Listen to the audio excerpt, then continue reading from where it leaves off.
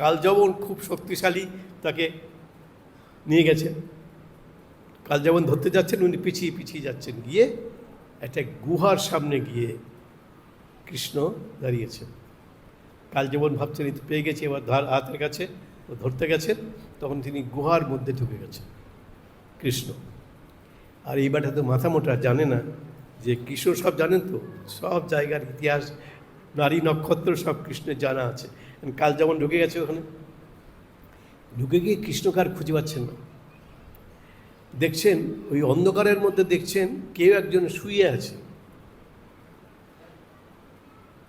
সে ভালো দেখ কৃষ্ণ ওখানে লুকিয়ে আছে, শুয়ে আছে। তা গিয়ে কৃষ্ণকে, ওই কৃষ্ণ ভেবে একটা লাথি মারেছে। লাথি মারাতে যাকে ভেবেছেন শুয়ে আছে সে তো উঠে পড়েছে। আসলে তিনি একজন খুব শক্তিশালী ঋষি, তিনি ধ্যানমগ্ন ছিলেন। কালযবন গীতা এটা কৃষ্ণ জানতেন যে ওইখানে নিয়ে যাব এবং লাথি মারবে, তারপরে ওর যা করার ওই উনিই করে দেবেন, আমার কিছু করতে হবে না। লাথি মেরেছে। এদিকে ওই যে লাথি যাকে মারল তিনি একজন পরাক্রমী রাজা ছিলেন। পরে তিনি তপস্বী হয়ে তপস্যা করছেন, এবং তপস্যা করার পরে এই আশীর্বাদ তিনি পেয়েছেন, তিনি শুধু ঘুমোতে চান। অনেক যুদ্ধ টুদ্ধ করেছেন, এখন শুধু নিশ্চিন্তে ঘুমোতে চান। বলছে আমি এখন ঘুমোতে চাই, ঘুমো।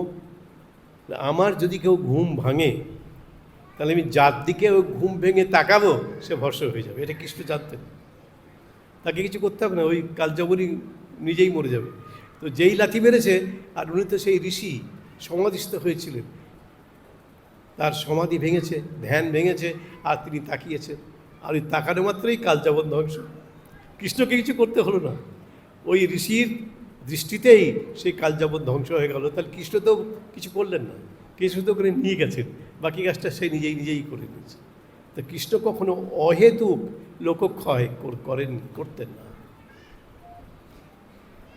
কত বলবো, কৃষ্ণের কথা তো শেষ হয় না, আমাদের তো শেষ করতে হবে কৃষ্ণের কথা।